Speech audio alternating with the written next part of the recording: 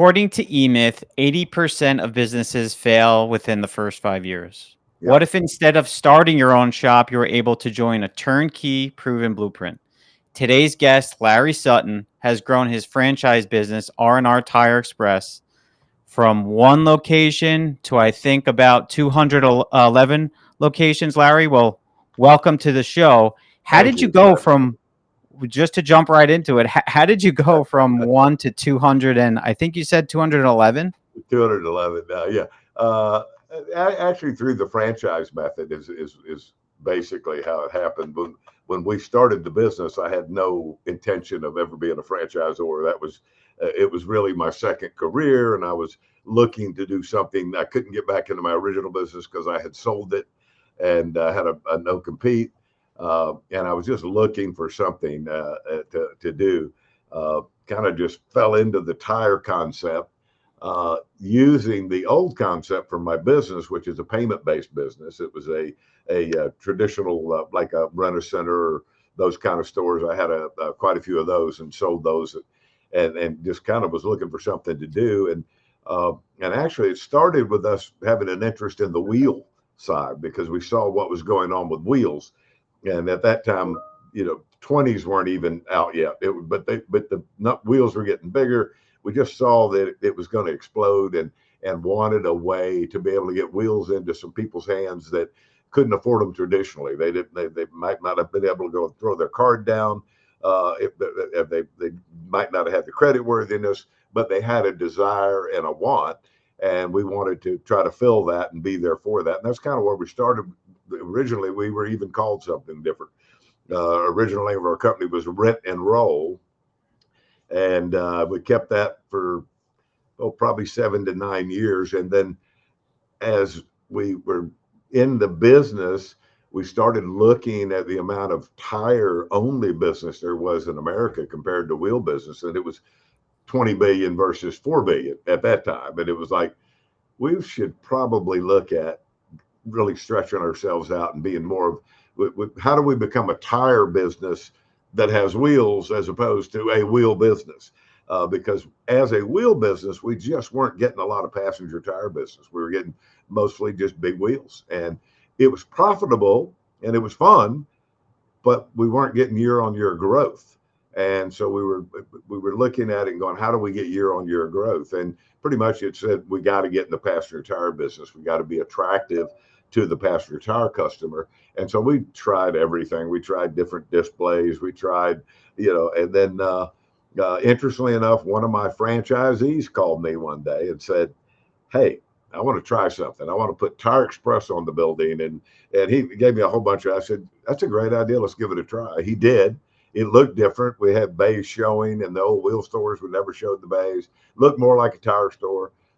We had a tire department and a wheel department, and it just took off. And so that really became the catalyst for us to just change who we were, try to become a tire business that was really good at wheels instead of a wheel company. And so that helped the growth as well, because once that happened, it really expanded our customer base. But again, early on, we weren't thinking about franchising. I was just looking for something to do. I was didn't work for about a year and a half, and I became totally bored. I was 48 years old, and I was miserable. I was missing the action of business, the learning that you get in business, and the interaction with other folks. And so we kind of just fell into the wheel business, which became the tire business.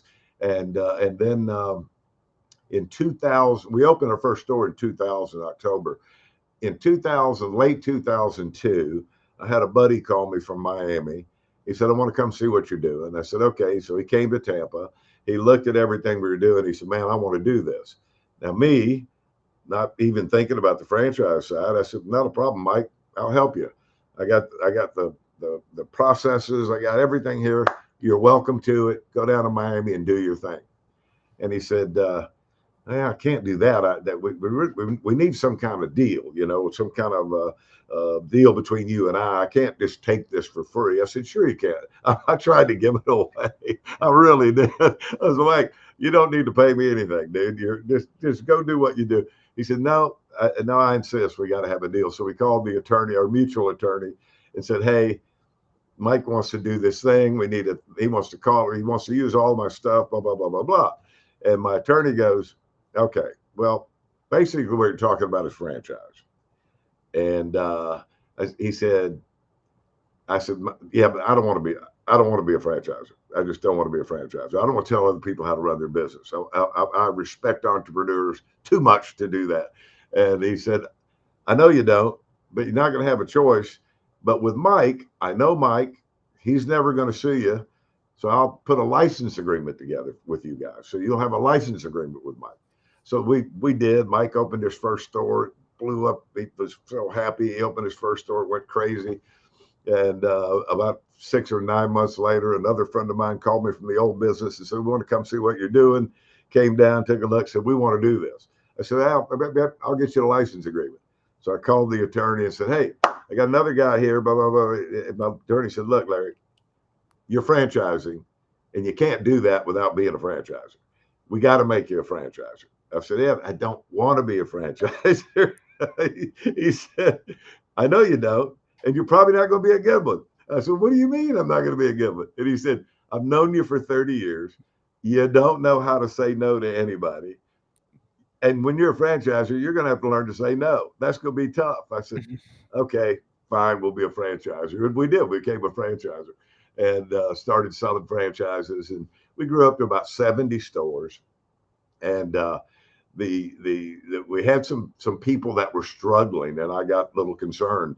And most of the time they would struggle because they wouldn't follow a program. It was like, Mm.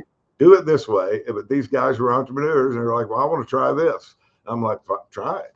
If it gets you in trouble, you know." Anyway, long story short, we I brought in some professional people in the franchise side, learned a lot more about franchising. We were selling territories like if somebody wanted all of Texas, where you go, "Great, sign up right here." Yeah. Just doing crazy things. But we eventually you learn more from your failures in life than you ever do from your successes. And basically we turned it around, and then good fortune came into me in 2017. My youngest son had started his own business in the marketing area, very successful business. He had merged it with a big company. They had enterprise clients. Their biggest client was Microsoft. Oh So wow. they were in the big leagues. And so they sold that company. And I said, "Oh man, let me call him." I called my son, went to lunch, and I said, "Look, here's where we're at. We're a little bit less than 100 stores at that point." I said, we got to get this to blow up. There's a lot we got to do. There's a lot of changes that have to be made. I need you to come to the family business if you're willing, and help me grow this thing. And he did. Knock on wood. And he is just. There's a lot of. We're both good at a few things. Mostly mine's just work harder than anybody else. He's got a lot of good qualities outside of that. One of the best ones is he really is good at bringing in the right people to the right position. I mean, he really has a sense for it, and has a sense for people. And he brought some people onto the team that have just really made a difference. And we started growing more rapidly, and really got off to the races. So we had actually gotten up to 70 stores, closed 20, went back to Oh wow. 50, and then And that started was 2017 when that uh, occurred, around that time, well, all of pre-COVID. that happened. All of that happened before 17, but he came back in 2017. That all of that happened at about 12, 13, and so we were growing very slowly. Sure. I became very cautious about who could get a franchise. Okay. I just became very, very cautious, and So so so it it, sounds like the biggest lesson learned from scaling from like 70 or back down to 50, back up to over 200 yeah, has been maybe vetting no uh doubt, no the doubt. actual new. No doubt. Yeah. I didn't understand that in franchising, the real thing is not selling them, it's awarding them. Mm, In my mind, there was no reason you'd ever turn down a potential franchisee. sure. There really is a lot of reasons you would, and most of them are culture based. But number one, is they got to have the money. If they don't Sure. have the money, that's trouble from the beginning. Two, are they going to believe in your culture? We don't mind somebody doing something a little different, but culturally we have a very, very, very serve not service mentality in our business, and we want every franchisee to have that same mentality because we believe that's what's going that we think that's the most important thing we have is the culture. And so we're talking to people and awarding franchises to people that we believe will not just join our culture, but maintain our culture and maybe make it better. So in terms of our team, we have something we call sell then vet, which sounds like what you do. We sell the opportunity, Right? but then we vet them to make sure that they're actually Absolutely. qualified, right? At the end of the day. Absolutely. So, can you tell me a little bit more about your current mission and vision, and how do you actually vet that they? Obviously, money is right; it's on paper, but how are you vetting that they have the culture? And We have a process where they meet our franchise sales person first. She's got a pretty good sense of, should I take this further or not, because she knows what we're looking for. And then we invite them to Tampa for Discovery Day. mm, So the first night we'll take them out to dinner, and the next day we'll have them here at the office all day with all of our department heads. We'll go through, and really it's they're interviewing us, but we're interviewing them. for And sure, we've had a couple of situations where we didn't think at first they would fit, and then they sold us on themselves, and this worked out. And then we've had a couple we thought would fit, it didn't work out. So it's a trial and error kind of a thing. But we've gotten better at vetting, sure. and I think the quality of the folks we're bringing to the table now is probably better than ever before. And we also are holding them more accountable for running the basic program the way we've designed it, as opposed to just coming up with, listen, new ideas are great. And most of the best ideas I've ever seen in business come from the field, not the office. I used to say, if you want to know what truck to buy, ask the guy who's driving the truck. I mean, let's get it down there. What truck do you think we should have?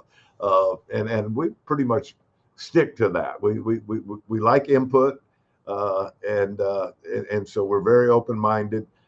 We run a what I like to call an upside down pyramid concept of our business, and that is that everybody here at the office understands that that pyramid, it doesn't start here, it starts here. So just turn that upside down, and everybody understand. My understanding is that I have to support the people directly. In a traditional pyramid, they would have been under me. In Mm, our pyramid, they're over me. My job is to support them. Their job is to support that next level, and their job is to support that level. So leadership is in tune with who they work for, and it's not me. It's the people that they're accountable to and accountable for, and that's their job is to support them and teach them and hold them accountable. So it's worked out pretty well. Larry, I assume that you have a numerical goal. Let's say 500 locations. What does Yeah. that look like in terms of your mission Well, vision for the future? we 500 locations would be great, and we may do that. Right now, it's 300 uh, because we're at 211, and we're trying to keep it within the next 4 years. 500 at some point is fine, but right now that trigger is 300, 300. 300, 300. When we get to 300, it'll be 400. Yes, but instead of just saying, hey, 500 is down the road, we want 300 and we want it by this time. And so that way we stay more focused on where we're at and what we're doing. So 300 would put us well over 600 million in total revenue. And that's a big goal of ours was to get over a $500 million in system wide revenue. How do you keep such a high level quality of service as you're scaling so quickly? You got to pay attention to it like 24/7. Anytime something happens, it's got to be a great learning. It's got to be a learning experience. Sometimes a painful learning experience. But we tell the franchisees, and we communicate regularly with all of them. Most of them are friends of mine. In fact, all of them are friends of mine. Some of them have been friends for a long time.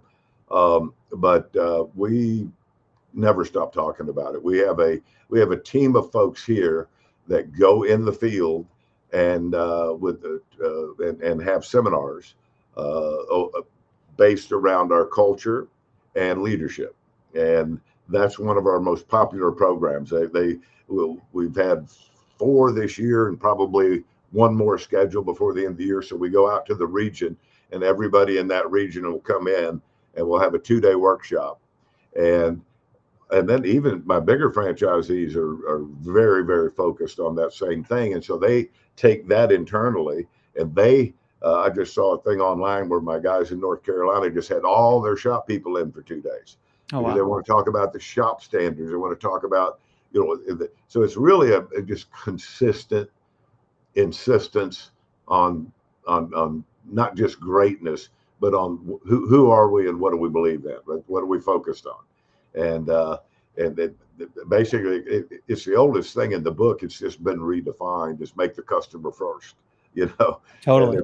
if you want your team to make the customer first, you've got to make them first, because if you don't demonstrate that to them, Mm. it doesn't flow downhill. Are you seeing the consumer or customer changing in terms of demands or expectations over the past 5, 10 years that you maybe didn't see previously? An example would be having higher expectations as a baseline than previous, or not really? That's, our customers have grown to expect it from Okay. us. Hmm. I don't know outside of that if Sure. if that's the case, but I hope so, because the customer's paying the bills, Yeah. and they should show up with a high level of expectation. That, and that's what we would want. So I would I would say probably that's going on, but I can't speak for it outside of our group. Our customers have come to expect um, service beyond expectation, and we expect our people to deliver that every day. Now, does that happen every day? Of course not. But that's trial and error. Again, most people learn more from their failures than they do success. And the big thing for us is to hold them accountable. If you can't just say something without the accountability to support it, and that's tough for me because as Ed pointed out, I'm kind of a everything's okay guy. Don't worry about it. But holding folks accountable has been one of the biggest things. And I've got some franchisees that are real good at that.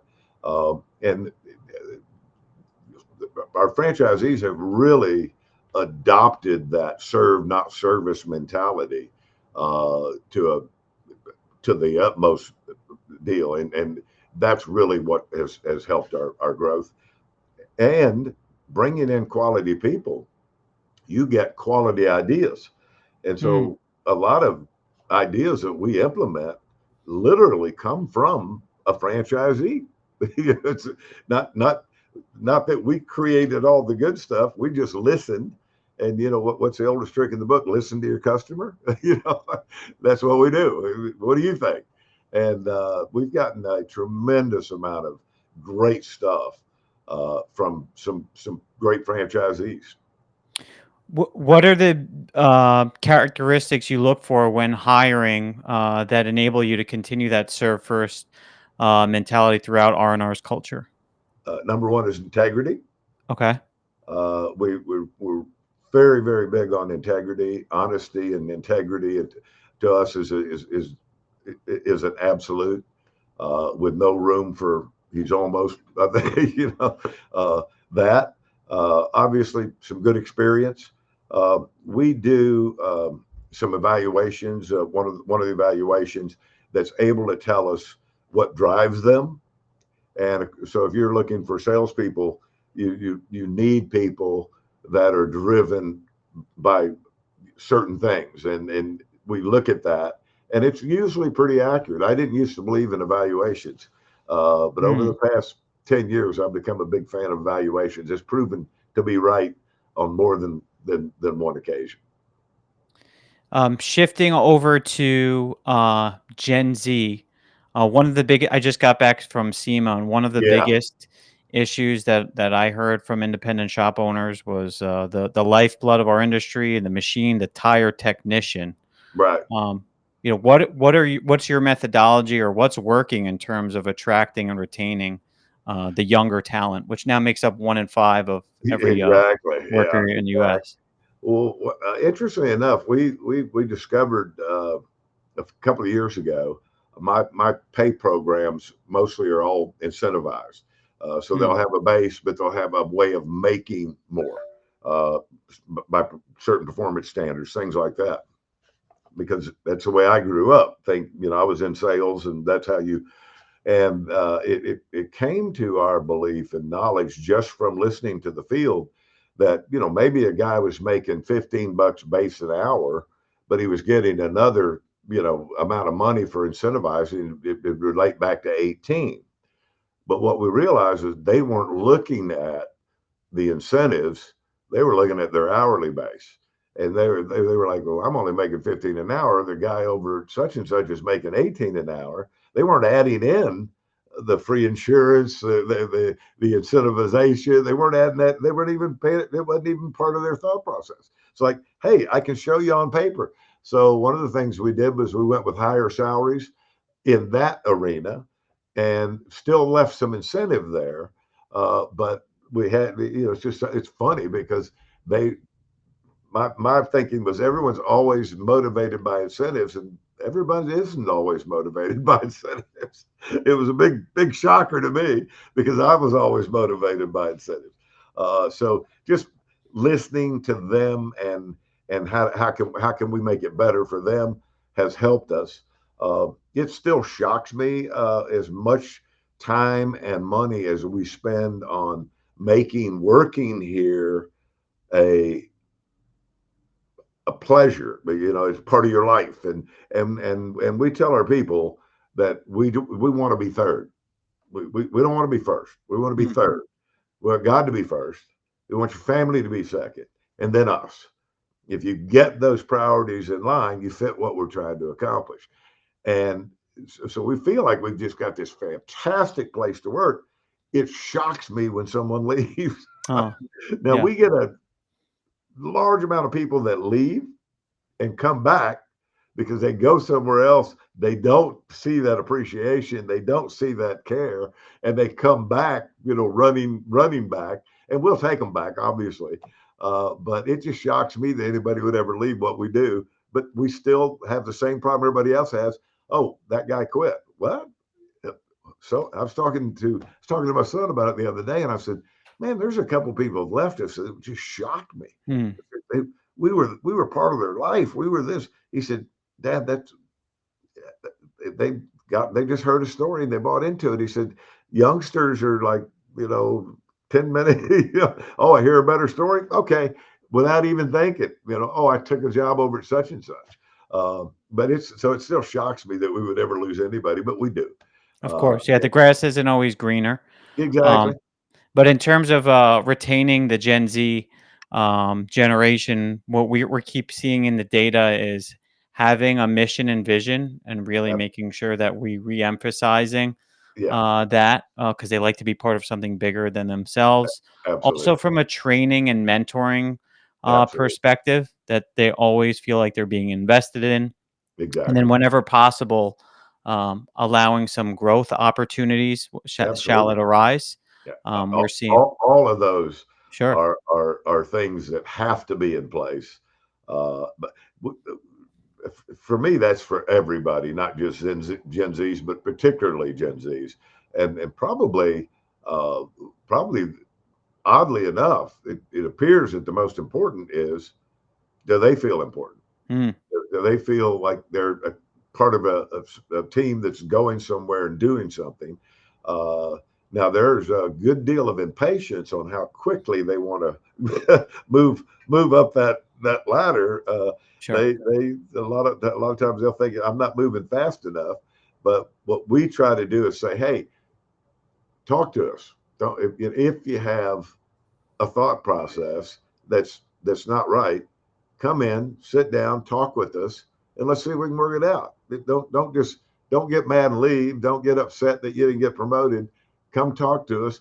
Maybe we can figure out a way that makes sense to you. So we don't just let them go. We try to bring them in and talk to them and say, what is it that you're looking for that we're not giving you, and how could we change that? What would you like to do in the perfect world? And sometimes they know, sometimes they don't. You know, but we still, as hard as we work at the culture, it is tough, still tough to retain. In my world, I don't ever want anybody to leave. I mean, I want them to be here forever and be a part of our deal. Uh, and we have a lot of people that are celebrating 20 years with us. You Wow. know, a lot of our leadership is been here for more than 15 years, and they because they came and stayed. Every year, we do a family day, and we either do it at Disney World, Sea World, or Busch Gardens, and everybody on the payroll brings their family, and we have just a big get together where they can bring their family to a amusement park, and we do it together. We'll take about 45 minutes out of that day to kind of catch them up on where everything is, and give out some awards, and pay some money out to some contest winners. And then the rest of the day they're just there with their family, and so that's been very rewarding for us. People love that. They look forward to it every year. That's amazing. Well, Larry, I appreciated learning more about R&R, your mission and vision, and just in case someone was interested in a local store, maybe becoming a tech, or even opening up their own location, what's the best way to maybe reach out to you or learn more? Well, I'm on LinkedIn as Larry Sutton. That's probably the quickest way. Our website has got a lot of information on it. Our franchise website, even more information on it. And we've got a YouTube video channel that's that two-way. You can talk through that. But my personal email is lsutton@rnrtires.com, and they can reach directly out to me. Awesome. Well, thanks so much for joining today, and looking forward to seeing you reach 300 soon. Thank you, Mike. Appreciate it. Appreciate the opportunity. Have a Thanks great again. day. All right. Bye bye.